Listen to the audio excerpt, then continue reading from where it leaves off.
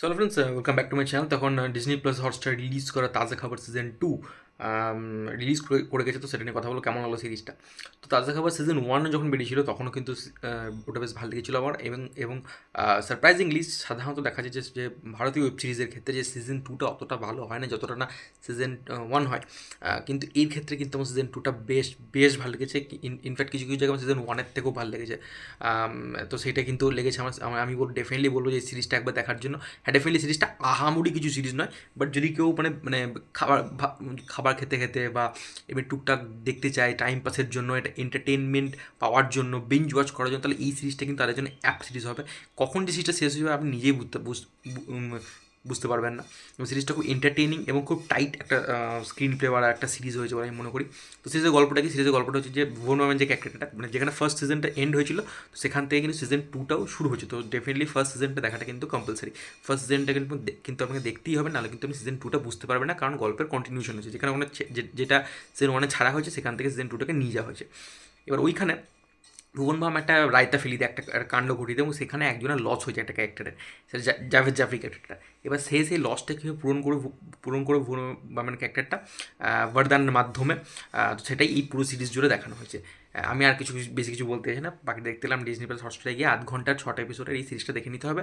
মোটামুটি আপনি যদি 3.5 থেকে 4 ঘন্টা ব্যয় করেন, তাহলে আপনার সিরিজটা দেখা সম্পূর্ণ হয়ে যাবে। তো এই সিরিজের ফার্স্ট পজিটিভ পয়েন্ট আমি কী বলবো, এই সিরিজের ফার্স্ট পজিটিভ পয়েন্ট যেটা আমি মনে করি সেটা হচ্ছে এই সিরিজের রাইটিং। এর রাইটিং কিন্তু বেশ স্মার্ট একটা রাইটিং হয়েছে, স্মার্ট অ্যাপ্রোচে ডায়লগসগুলো খুব ডিপ ডাউনের নিয়ে খুব ডিপ ডায়লগস লেখা হয়েছে, যেটা কিন্তু ফার্স্ট সিজনে অতটাও ছিল। বাট সেকেন্ড সিজনে কিন্তু ওটার পরিমাণ আরও বেড়ে গেছে। সেকেন্ড সিজনের ডায়লগসগুলো বেশ কোয়ালিটি ডায়লগস হয়েছে আমি বলবো। ডায়লগসগুলোর মান খুব ভালো। এবং আরেকটা জিনিস যে রাইটিংয়ে যেটা বলছেন, স্ক্রিন প্লে খুব টাইট এঙ্গেজিং ওয়েতে লেখা হয়েছে, এবং স্ক্রিন প্লে পড়াতে বেশ টুইস্ট অ্যান্ড টার্নস অ্যাড করা হয়েছে, যেটা আপনাকে অ্যাজ অ্যান অডিয়েন্স হুকড এবং বুক করে রাখবে। যেমন ধরুন ফার্স্ট এপিসোড এবং সেকেন্ড এপিসোড যে কখন শেষ হয়ে যাবে আপনি নিজেই বুঝতে পারবেন না। এবং ফার্স্ট এপিসোডে একটা মৃত্যুর অ্যাঙ্গেল দেওয়া হয়েছে, এবং ওইখান থেকে যে টুইস্টটা আনা হয় সেটা দেখতে আপনার এত ভালো লাগবে। আপনি ওখানে এত টুইস্ট দেওয়া হয়েছে, ফার্স্ট এপিসোডটা দেখে আপনার ইন্টারেস্ট থেকে যাবে, চলো ভাই পুরো পরের এপিসোডগুলো দেখি। এবং ফার্স্ট দুটো এপিসোড এভাবে গেল খুব ভালো এঙ্গেজিং হইতে। থার্ড এপিসোডটা থেকে মনে হয় একটু ডিপ ডাউন করছে, আবার ফোর্থ এপিসোডে গিয়ে একটা টুইস্ট দেয়, আবার টুইস্ট দেওয়ার পর সিক্সথ এপিসোডে গিয়ে ক্লাইম্যাক্সে গিয়ে আরও ভালো টুইস্ট দেয় একটা। তো সেই ওভারঅল মিলে কিন্তু এই সিরিজের যে স্ক্রিন প্লে রাইটিংটা দুর্দান্ত হয়েছে, এবং এডিটিংটাও আমি বলবো খুব ভালো হয়েছে। যে ধরনের এফেক্ট নেওয়া হয়েছে, ট্রানজিশন এফেক্ট, এবং যে ধরনের সিরিজটাকে কাটা হয়েছে, যে ধরনের টাইট একটা রাখা হয়েছে সিরিজটাকে, সেটা কিন্তু আমি এইটাকে একটা সাধুবাদ দিতেই হয়। এবং রাইটিং কিন্তু যেটা বললাম যথেষ্ট ভালো হয়েছে, ডায়লগসগুলো আমার সত্যি খুব ভালো লেগেছে।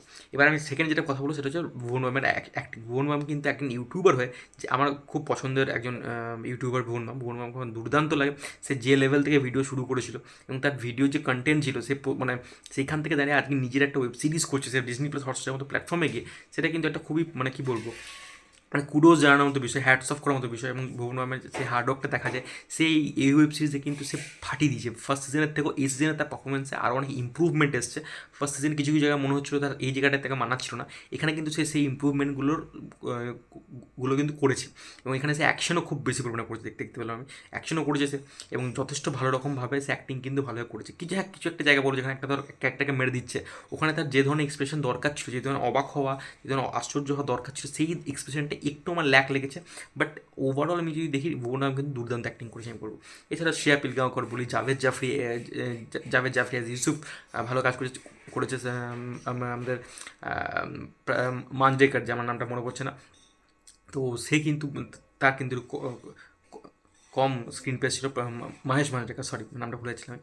তো তা মোটামুটি করেছে, এবং জাভেদ জাফরি কিন্তু খুব ভালো কাজ করে। জাভেদ জাফরি এবং ভুবন বামের যখনই ফেস অফ হচ্ছে, আপনার কিন্তু সেটা দেখতে ভালো লাগে, বিশেষ করে ক্লাইম্যাক্সের দিকে তার ফেস অফটা দেখতে বেশ ভালো লাগে। এবং তারপরে যে ছাগলের নিয়ে যে একটা টুইস্ট দেয় না, ওটা খুব দারুণ লেগেছে। আমি এক্সপেক্ট করিনি ওই টুইস্টটা কিন্তু খুব এফেক্টিভ টুইস্ট লেগেছে, আমি যেটা বললাম। ছাগলের দেখবেন, দেখলে বুঝতে পারবেন। এবং এই যে যতগুলো গান রয়েছে, গানগুলো কিন্তু সিরিজের কখন মানে ফ্লোটাকে আটকায় না, সিরিজটার কন্টিনিউশনটাকে আটকায় না, সিরিজের কন্টিনিউটি ব্রেক করে না, এবং গানগুলো কিন্তু গল্পটি এগিয়ে নিয়ে যায়। এবং গানগুলো শুনতেও ভালো লাগে। ওই যে প্যাসা গানটা যেটা পপুলার হয়েছিল ফার্স্ট সিজনে, সেই গানটা কিন্তু এখানে রাখা হয়েছে এবং ওটা কিন্তু লাস্টের দিকে রয়েছে প্যাসা গানটা। তো প্যাসা গানটা খুব পপুলার হয়েছিল, আমার খুব ভালো লাগে প্যাসা গানটা। এই ছিল ওভারঅল আমার সিরিজের টেক। সিরিজটা কিন্তু আমার যথেষ্ট ভালো লেগেছে, আমার বেশ ভালো লেগেছে। এবং আরেকটা কথা যে এই সিরিজের প্রোডাকশন ভ্যালুও কিন্তু এবার বাড়ানো হয়েছে, প্রোডাকশন ভ্যালু যথেষ্ট বাড়িয়েছে, যেহেতু ফার্স্ট সিজনটা হিট ছিল এবং সেকেন্ড সিজনটা কিন্তু প্রোডাকশন ভ্যালুটাও বাড়িয়েছে। তো ওভারঅল মিলে কিন্তু সিরিজটা আমার বেশ ভালো লেগেছে এবং এই সিরিজে অনেকগুলো জিনিস অ্যাড করা হয়েছে, ভালো লেগেছে। নেগেটিভ পয়েন্ট আমি বলবো, অহেতুক কিছু গালিগালাজ রাখা হয়েছে, যেটা আমার মনে হয় না দরকার ছিল। গালিগালাজগুলো মানে মানে বিগ মানে মানে দরকার ছিল না, ওখানে না রাখলেও কোনো অসুবিধা ছিল না, জাস্ট রাখার জন্য রাখেছে। এবং আরেকটা পজিটিভ পয়েন্ট বলতে মিস করে গেলাম, সেটা হচ্ছে এই সিজনে যেটা আরও বেশি ভালোভাবে এক্সপ্লোর করা হচ্ছে সেটা হচ্ছে ভুবন মামা এবং তার বাবার যে ক্যারেক্টারটা, তার দুজনকার যে ডাইনামিক্সের সম্পর্কে, সেটা কিন্তু আরও ভালোভাবে এই সিরিজে এক্সপ্লোর করা হয়েছে। তার বাবা এবং মা দুজনের সাথেই, বিশেষ করে বাবার সাথে আমি বলবো, খুব ভালোভাবে এক্সপ্লোর করা হয়েছে। সেটা আমার ভালো লাগে, যেটা ফার্স্ট সিজনে মিসিং ছিল।